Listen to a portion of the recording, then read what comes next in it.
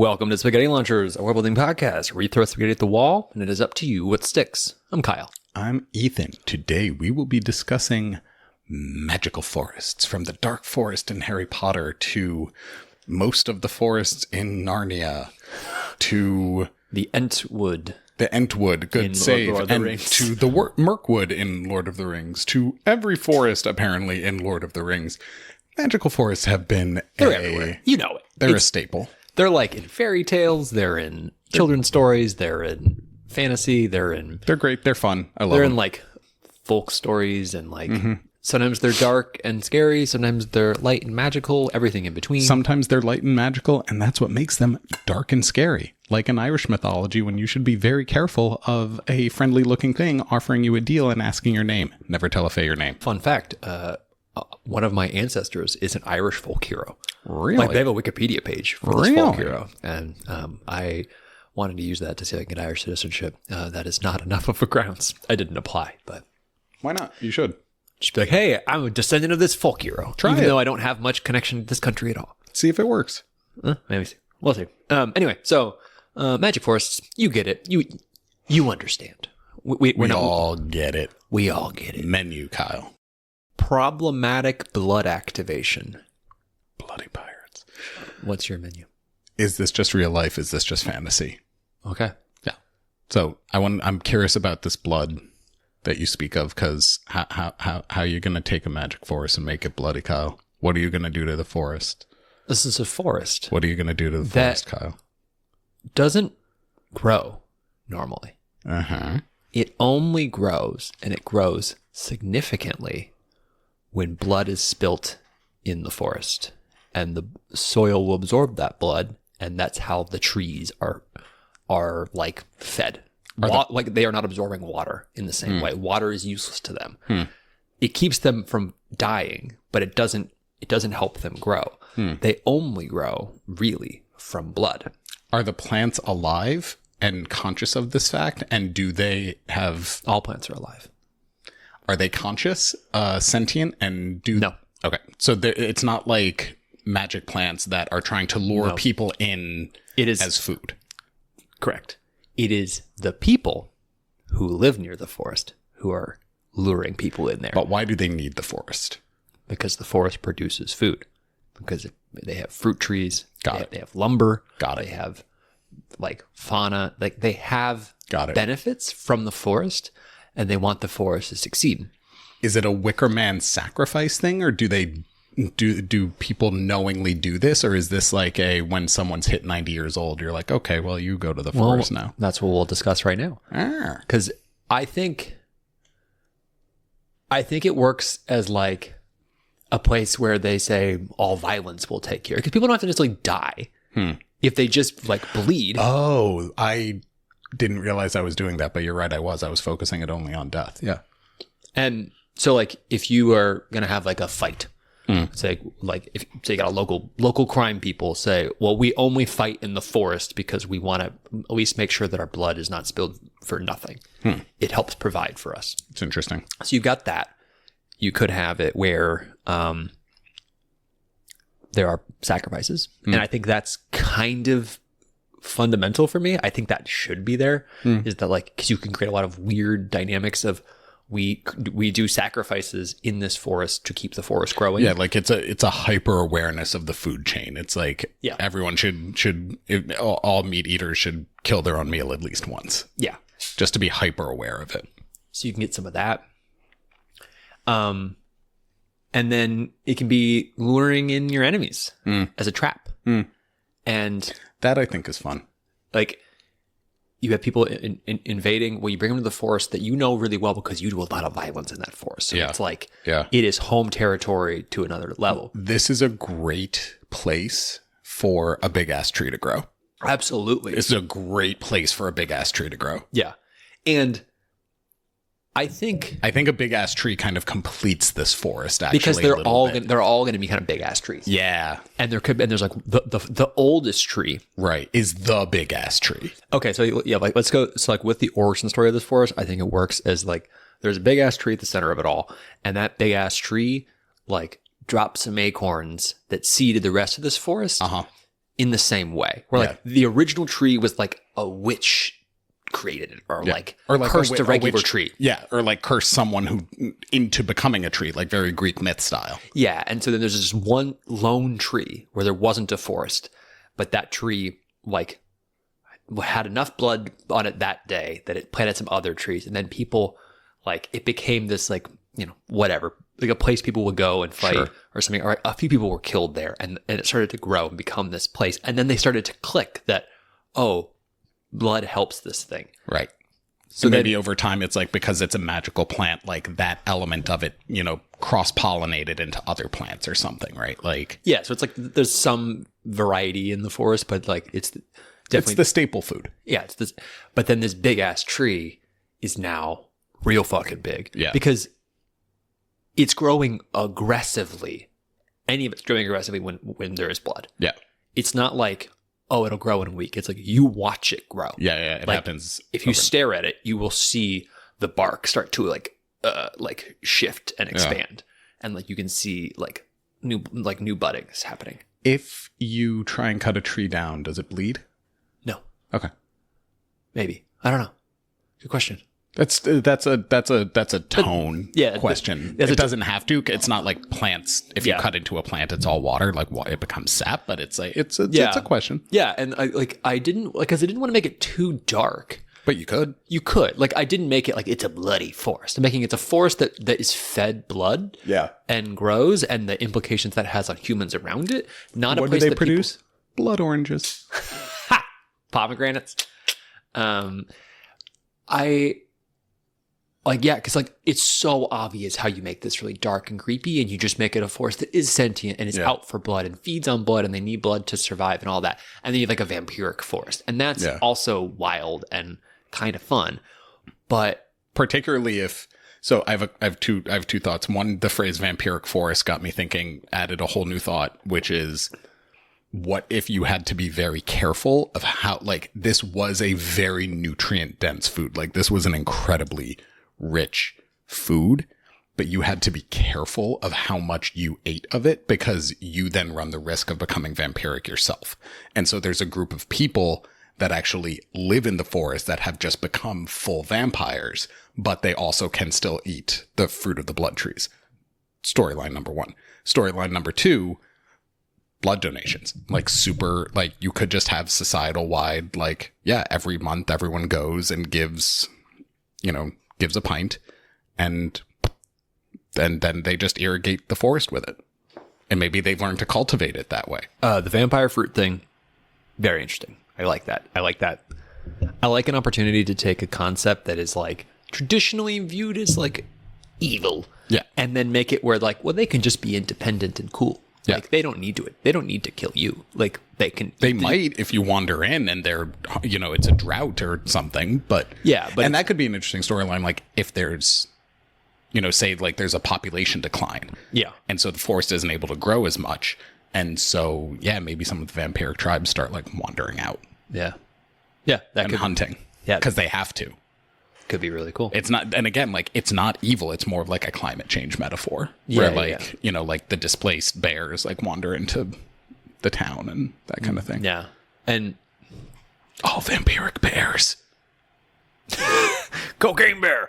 But I think the second idea is very cool for like with the core concept of the forest, just like having an understanding that like you can just donate some blood. Mm-hmm. That there are farmers who don't do anything except for periodically go donate their blood. Yeah. So then you have a whole. It's maybe you don't even have farmers. So then the whole town, the whole society, is doing other stuff. And like take any fantasy world where like it's traditionally quite agrarian. Mm-hmm. So most people are just farmers. Mm-hmm. And like let's bring in some real world stuff of like when do you know a lot about agriculture? None.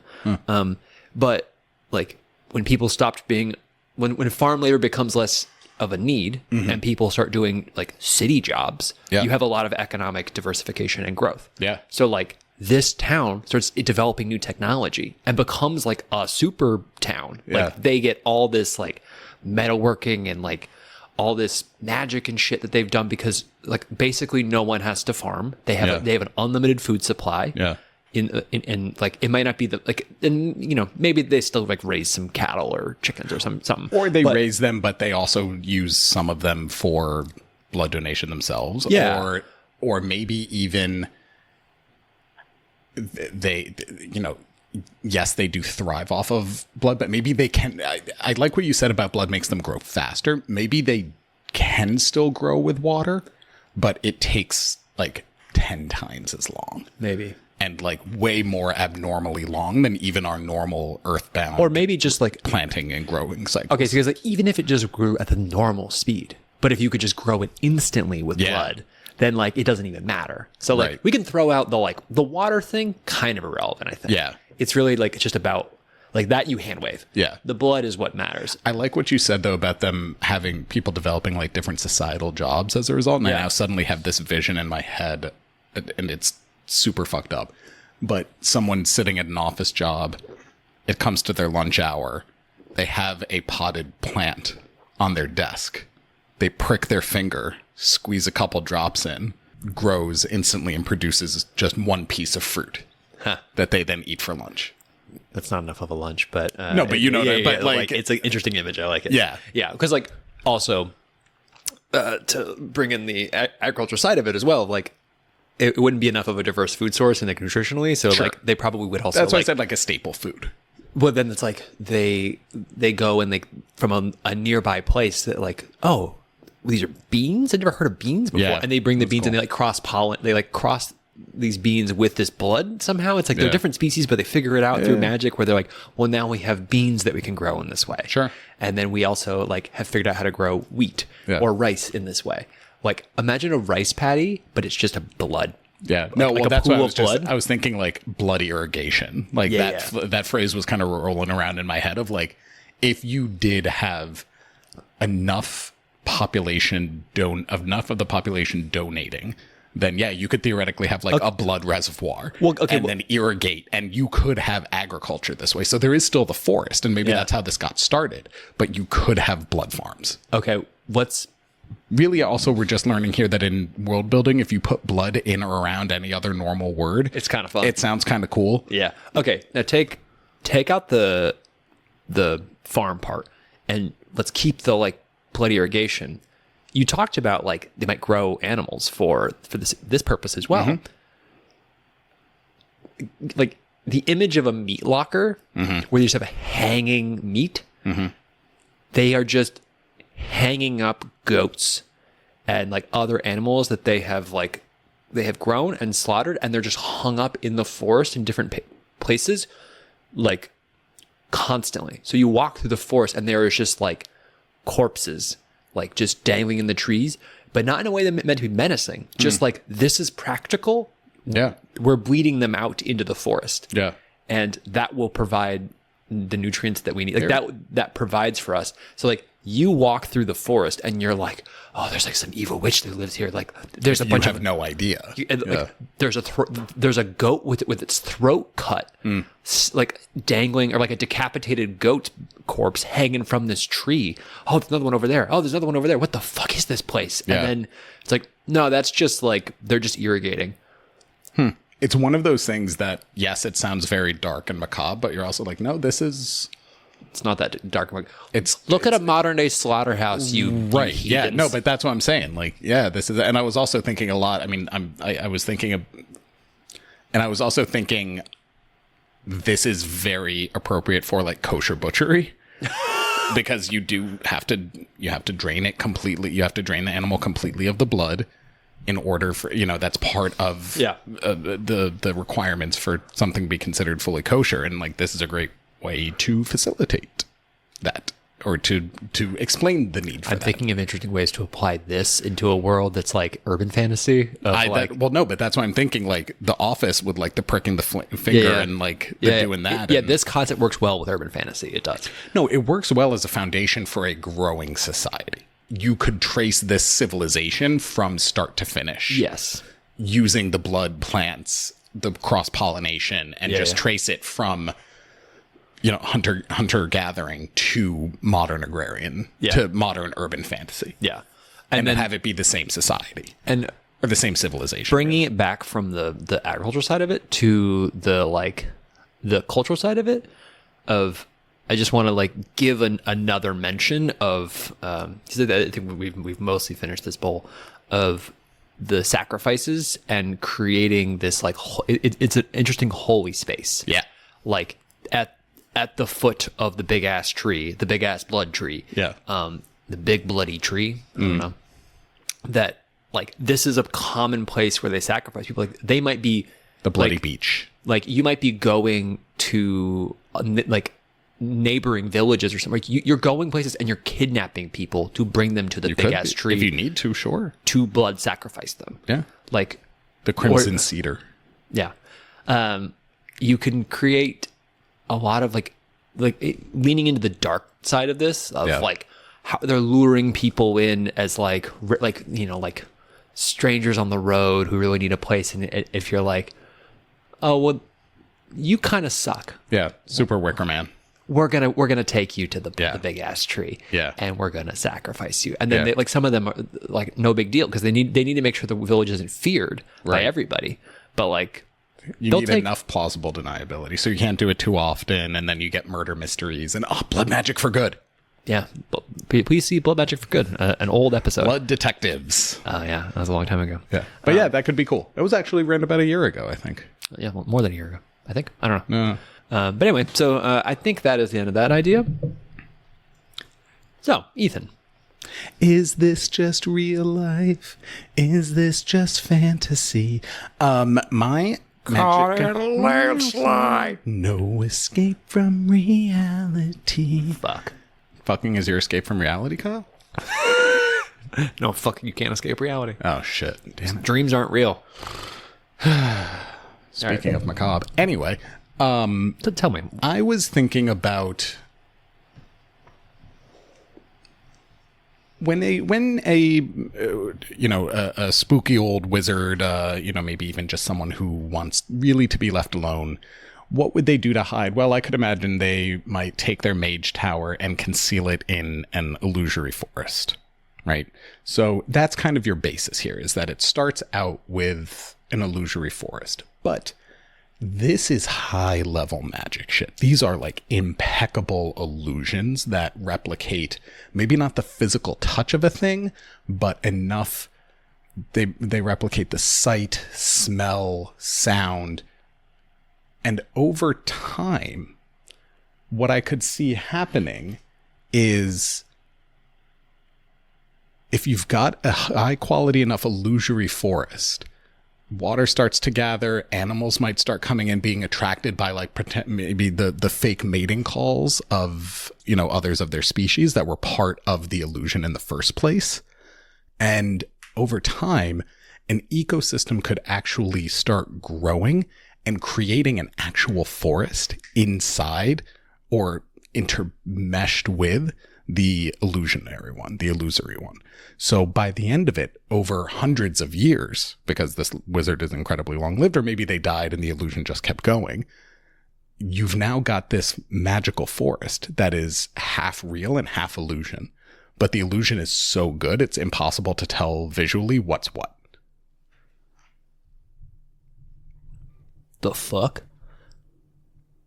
That's cool. How you get there, like I understand the weak point is like the how does the real forest start to grow, and I'm putting a lot of emphasis on like shade and rain and animals coming in, and like it's like it needs time to work. Yeah. I think it's like you can handwave some of it, but you could the idea of like, okay, so let's say that there was like it's not complete bereft of any nature when it starts. No. There's like a pond and like a tree or two. Yeah. Or it's like a field, or maybe it's a farm or something, or an orchard. Right. And then you have all the wildlife.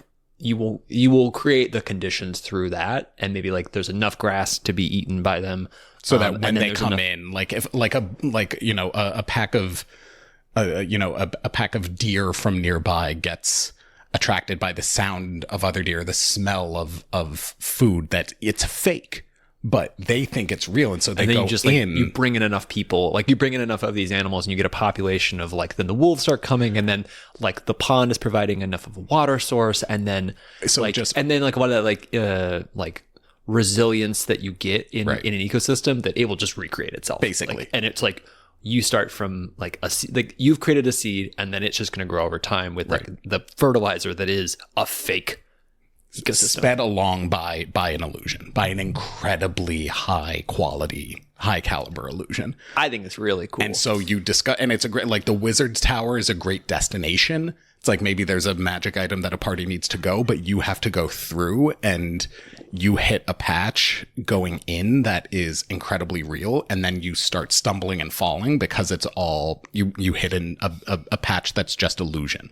So like if you try and touch a tree, does it have like, do you feel bark or do you feel like nothing? Depends if it's real or not, Oh yeah, because there's a mix. because there's a mix. They're all sort of like intertwined. At what point does he just stop the illusion? Well, that's why I think I think at some point it has to become self-sustaining. Like the spell is maintained by something beyond the magic user, Yeah. beyond the magician. Like it's It's one of those things where like, as I'm thinking about it being like a coexist where you have the real one and the illusory one. yeah. At a point, it's like, so like say like you're playing a D&D campaign and, Yeah. you enter that forest. It's just indulgent world building from the DM, but it's really fun for those of us who enjoy that. Like the players would be like, who cares? Right. It's not going to have any impact on gameplay or anything. Yeah, like you could run through this tree, but are you going to risk it every time? Or you could think, oh, I've run through the past 3 trees, I'm going to keep running, and then you hit a real tree and take, It could work. It could, one bludgeoning. The only way I could think of it working as like a mechanic is like a combat where you are trying to climb a tree that doesn't exist, so you can't climb, or the enemy tries to jump from the tree that they're on to your tree, and they find out that like your tree's not there, you're levitating. Yeah. Because you cast levitate, but they don't know that. Like you can fuck around with that a little, like in a combat, but like that seems like also kind of a stretch. But it's also just like I want to see what can we do with it that like what happens if you build the forest, you stop the magic. What do you do now? Do you do it again? Do you like what do you do with this technology? Like how do you take it further? Because it's really cool magic. And now that you've seen what happened, like that wizard's got to be like, that's fucking cool. I see what it do as I do with this? accidental. I don't know. I'm not even sure if the wizard is still alive. I don't think that part matters. Oh, like yeah, he'd probably be dead. but If he's a wizard, like let's say he's like 300 years they old. could be very long lived. I don't.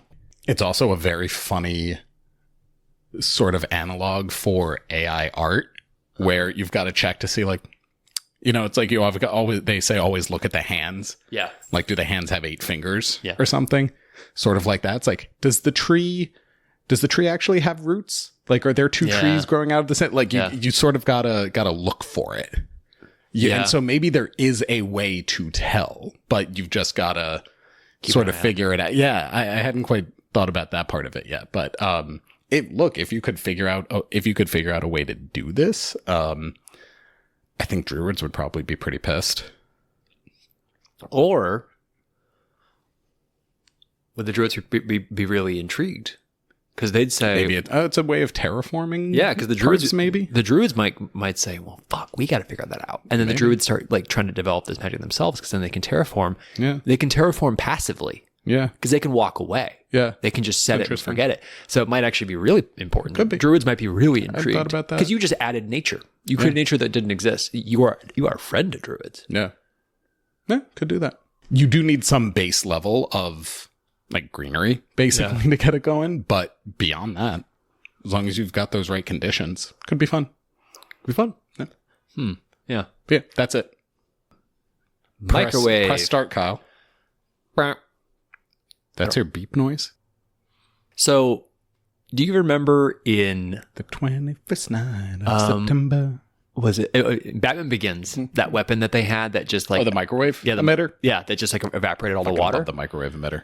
People shit on it. I'm like, nah, that's great. I fucking love it. It's So Fantastic. a forest that does that, if you walk in the forest, it's like, take the vampiric idea from before. Yeah. It like through the atmosphere sucks the water out of your body. Ah, that's cool. So like not super fast, slow. Yeah. But like you will get thirstier while you're in the forest because it only absorbs through the air. It doesn't like its roots like are incredibly shallow and don't like grab water. That's so cool. like water sources exist there. Yeah. But like once you, like it like so they're consuming from that, but they're also consuming from anything else. Sure. So if you enter and you're nearby, you're a closer water source. They're like, well, I'm gonna fucking take from you. Yeah. So you actually, while you're in the forest, the best thing to do is like stay next to the water because there the trees would just continue to drink from the water and not you.